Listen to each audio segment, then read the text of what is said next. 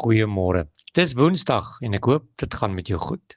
Nou ons is besig met 'n reis daardeur Paasfees 2000 jaar gelede. En Woensdag 2000 jaar terug was 'n rustige dag. Dis die dag wat Jesus saam met disippels binne in die huis deurgebring het. Dis ook die dag wat Jesus daar in Betanië aan die huis van Simon gesit het en saam met hulle geëet het. Dis hier waar 'n vrou 'n kosbare albasterfles met waardevolle olie oopgebreek het en oor die kop van Jesus uitgegooi het.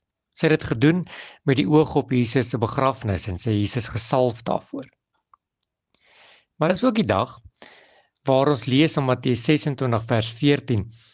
Hy sê so mooi, hy sê toe gaan een van die 12 met die naam van Judas Iskariot na die owerpriesters toe en sê, wat wil jy my gee en ek sal hom aan die oorlewer. En hulle het vir hom 30 silwerstukke afgeweeg.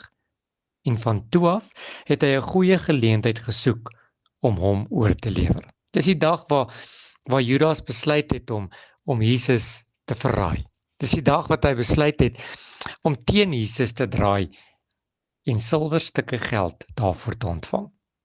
Matteus 27 vers 4 is die gevolg van sy verraaiing.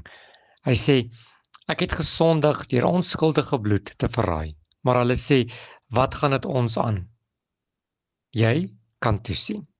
En hy het die silwerstukke in die tempel neergegooi en weggeloop en homself gaan ophang.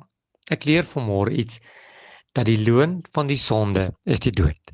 En as ek en jy ons rug op Jesus draai, is daar net een paadjie wat ons loop, en dis die dood. Wil jy nie vandag kies om eerder soos die ander disippels te wees en saam met Jesus te staan, in plaas daarvan om Jesus te verraai nie?